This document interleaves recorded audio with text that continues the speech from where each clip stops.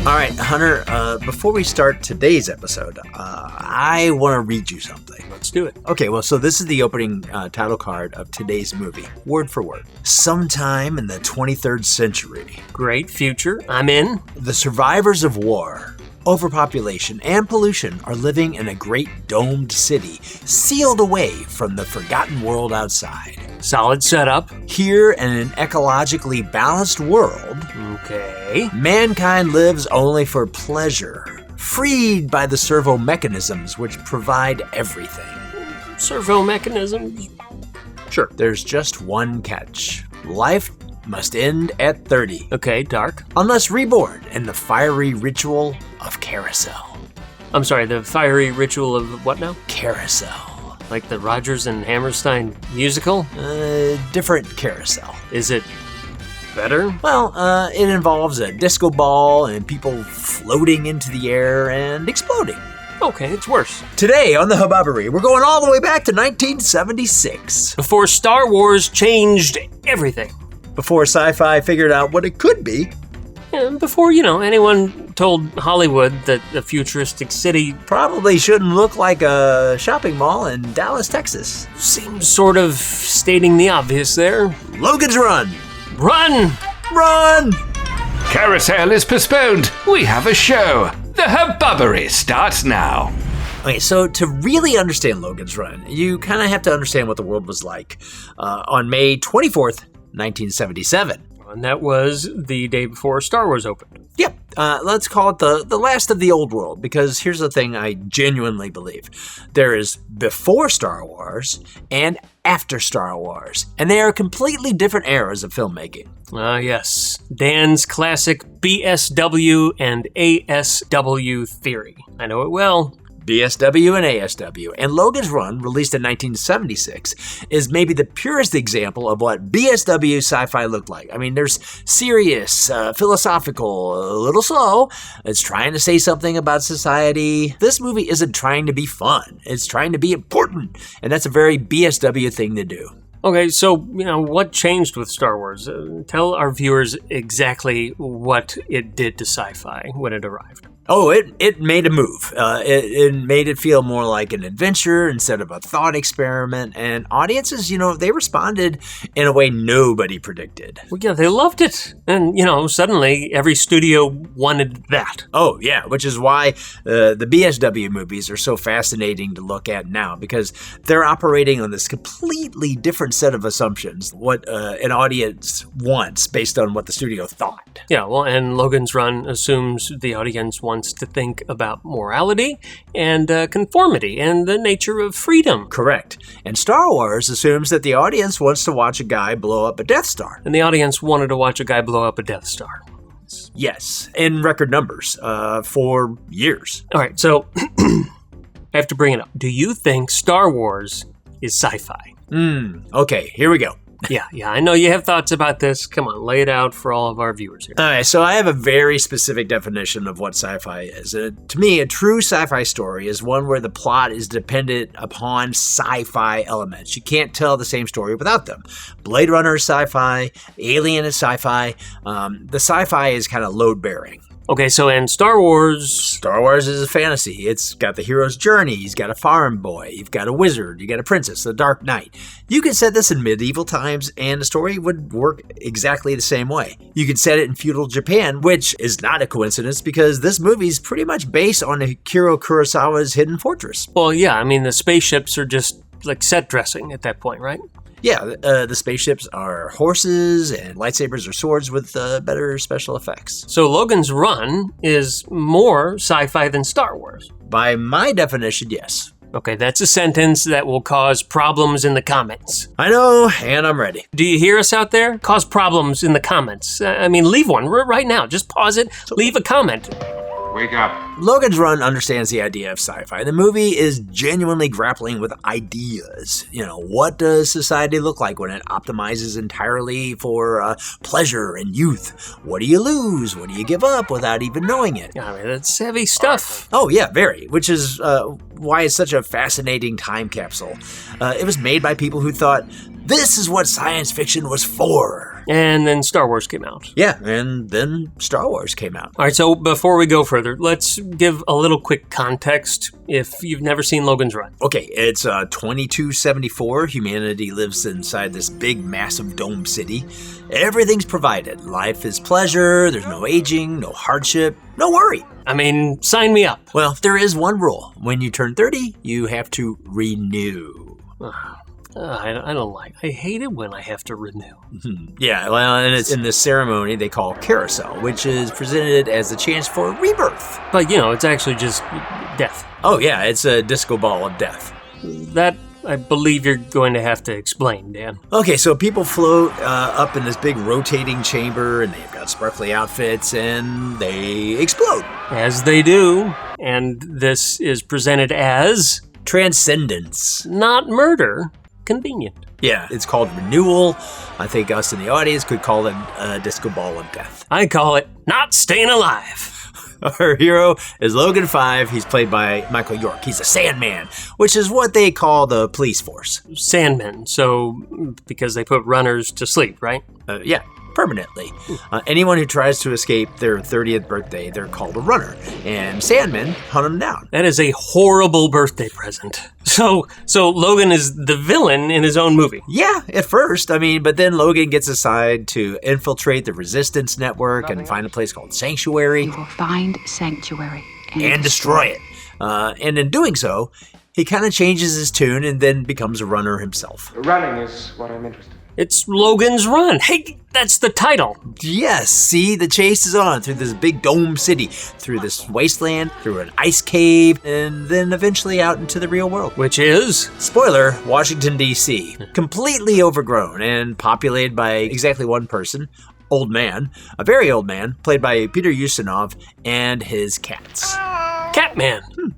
So the Dome City, the gleaming futuristic utopia of the 23rd century, you know what it actually was. I have a hunch. The Dallas Market Center and the atrium of the World Trade Center in Dallas, Texas. Yep, the future is a mall.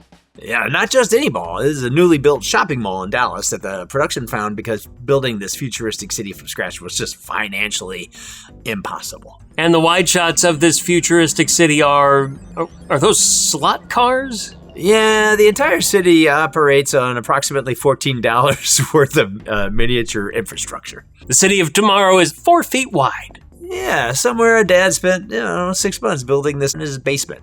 Okay, so let's talk about how this movie actually got made, because the production story is pretty fascinating. Okay, well, let me guess. It starts with the budget. Yes. Well, MGM publicly announced that Logan's Run would cost $6 million.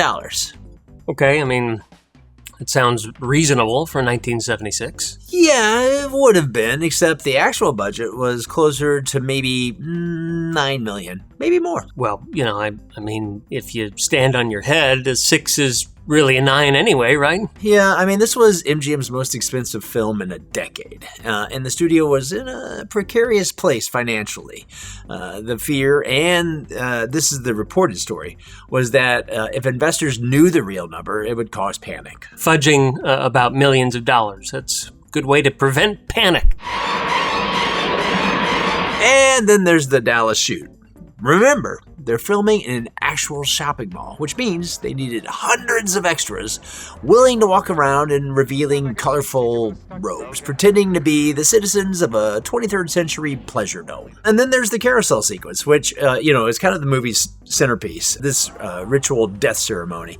So to get the effect of people floating up into the air, they built this massive circular rig directly over the set, with individual winches and thin steel cables attached to the stunt performers. Oh. That sounds, I don't know, not safe. Yeah, well, you're not wrong. So during early rehearsals, the cables became severely tangled midair. Multiple stunt performers were left hanging high above the floor, and they had to be rescued one by one with a maintenance lift. Okay, yeah, that sounds not ideal. Yeah, so, this rig had to be completely redesigned with an emergency kill switch before they could even shoot this scene. Kill switch, that sounds appropriate. All right, I want to talk about the single most perfect irony in this movie's production. I like irony. Go. This is a movie about a society that executes people when they turn 30. That's the whole premise. Mm-hmm. Youth is everything, and aging is death. Right, old people suck. Yeah, well, in the original 1967 novel, the original death age wasn't even 30. Oh no, was it older? Nope, 21. Oh, good, younger. Yeah. So the screenwriters, they thought, we better bump this up to 30 because Hollywood couldn't even find enough bankable young actors in their early 20s to carry this film. They raised the death age for casting reasons. Yes. So here's the beautiful part. Even with the age raised to 30, Michael York was 33 when they filmed this. Believe me, it's true. And Richard Jordan, who plays Francis Seven. A-hole 7. This isn't the truth. That's not his actual character name. Oh, it isn't? That's how he presents himself. This is a lie. Yeah, Richard Jordan was 34. And then Jenny Agutter, who plays Jessica. I think he was telling the truth. She was 23. So she's actually the only lead who could have survived Carousel. So the movie about dying at 30 stars people who would have already been dead. Yeah, almost the entire main cast would have been executed before opening credits. Cool. Dan! Carousel is beginning. Citizens, prepare for renewal! We are about to travel beyond the boundaries of the dome. And enter a realm where almost nothing makes sense. And all we can do is react. Let's run to the reactor! Behold, the gleaming utopia of the 23rd century. Are those domes made of bubble wrap? One might call it a model civilization. I've been holding that since the cold open. Get out.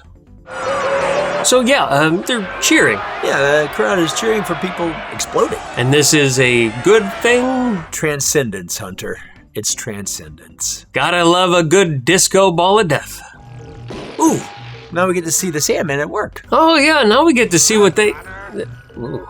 Yeah, they're enjoying this. A lot too much. Our heroes.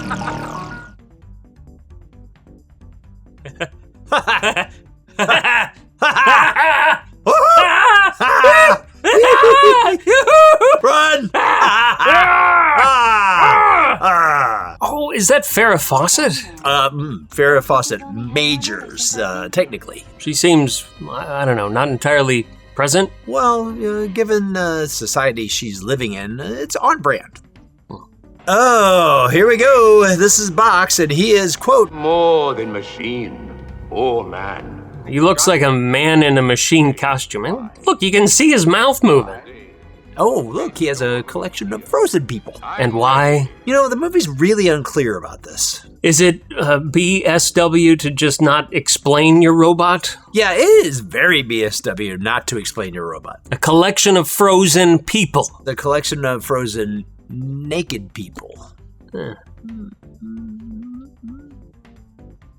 Overwhelming, am I not? Did you see? You could see his mouth in one of them. Yeah. And then the next one, it looks like they figured it out. Yeah, and you couldn't see the but mouth. then he could barely move, and like they gave him like an underbite to cover it up, and it's all like, floppy. Yeah. Like it's clear. It's like it's No, not. it's horrible. Yeah, it's I robot. like. And really, Box, you couldn't come up with a better name? What would be funny though? In my head, I have Box being like just an old man who found these parts Yeah. and is hiding out And when he sees Logan coming in his torn up Sandman costume, he's like, oh! And he puts on his like robot suit and he's like, oh, hey, look out! Yeah. Oh, He's a cosplayer, right? yeah, he's just like he's an old guy who decided that this frozen area is the perfect place to live. Yeah. And society's broken down, so he doesn't really have good creative chops. So what's my name? Box. Yeah, Box. That's it. And Box didn't go far enough outside the door to see that it's kind of pleasant out there. Yeah. Well, he enjoys his frozen people collection. I don't even know why it's frozen.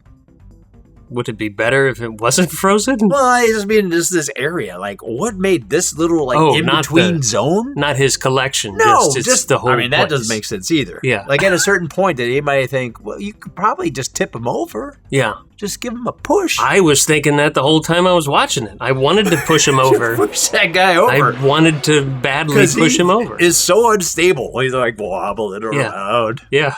Well, it's a guy in a robot costume. It's Roscoe Lee Brown. Oh, nice. Yeah. I'm Great voice actor. sorry, Roscoe. That was not your best work.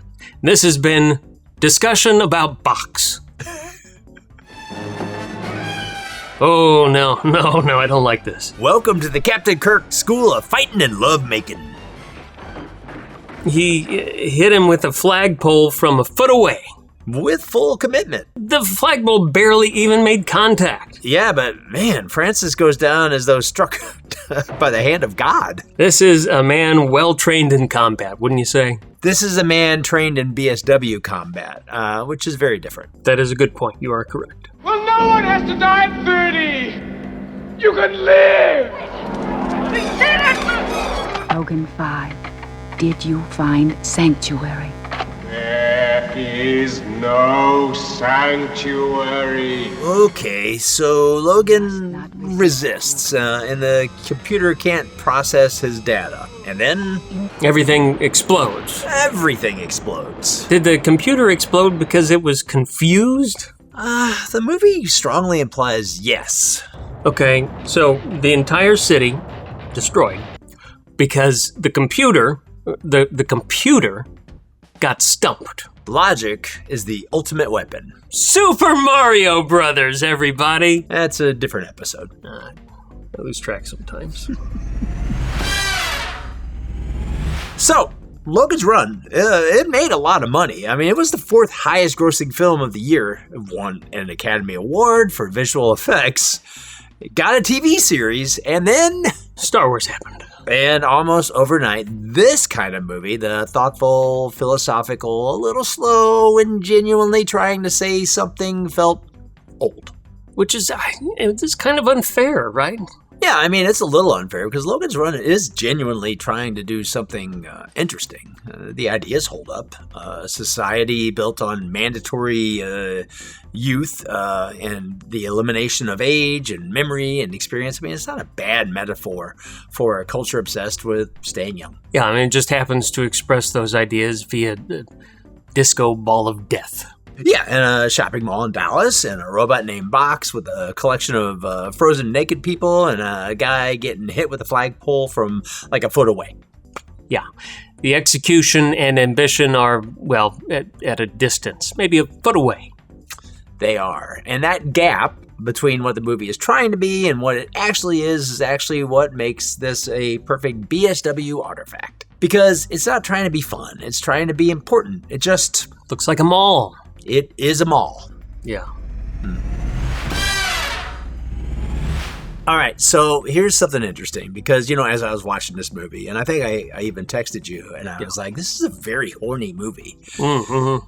Yeah, we're not showing a lot of those scenes, but yeah, very horny movie. We won't be showing them, but there's a lot. He's like, hey, whoa, we got to take our clothes off. Maybe we can put these around us. Let's take our clothes off first before they freeze on us. Well, that's convenient. It's cold. We should take these off. Yeah, and you know what he doesn't do? Take his pants off. No, he just takes his shirt off. Yeah. She's completely out there. It's Logan's Run. Yeah, yes. Yeah. Not Jessica's. That's a really good point, Logan. Yeah. Let's take our clothes off. Jessica's streak. Mm-hmm. It's Logan's Run. 1976. Yeah, that's another BSW fact. There you go. That is true. As I was watching this, I'm like, man, I don't, and I've watched this a few times, and I do like to return to it because it is so clearly like a BSW. Like, wow, man, look at sci-fi pre-Star Wars. What their version of the future looks like is, a mall. Yeah. So, okay, so tell me about this. And so, full disclosure here, because that's a phrase everybody says. I'm going to say it. This was the first time I ever watched Logan's Run. Which, you want to do the sound effect? Yeah. So this is the first time I ever watched it.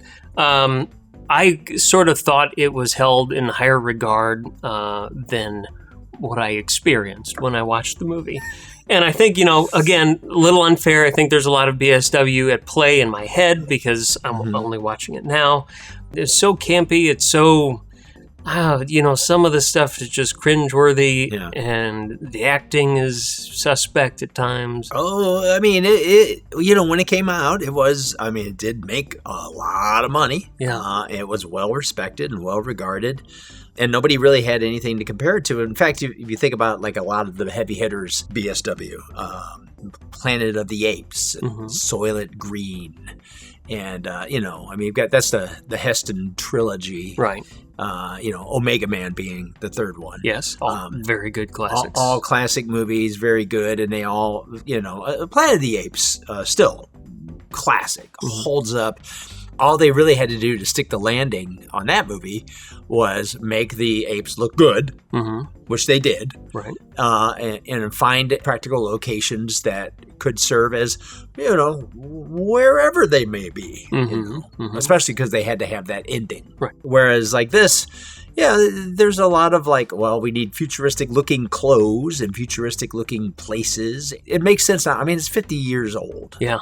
Happy anniversary. Happy anniversary. But it definitely, at the time, felt like very modern sci-fi. Yeah. And then immediately... Yeah, no, it aged poorly a year later. It sure did. Yeah, made a lot of money in that 1 year. And then, what is this?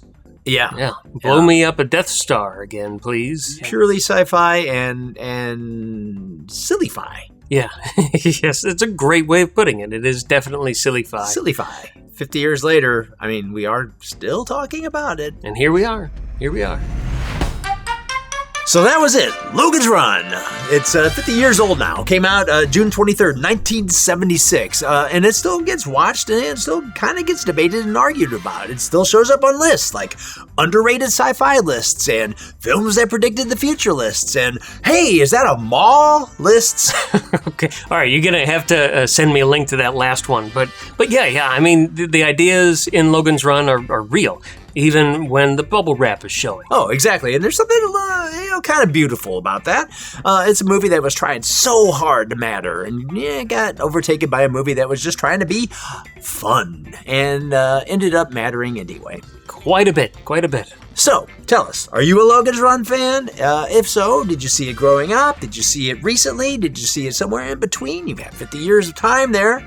So, put it in the comments. Let us know. We'd like to hear from you. Yeah. And is Star Wars sci-fi fantasy? Let us know that too. I mean, we genuinely want to hear. So this is not a trap.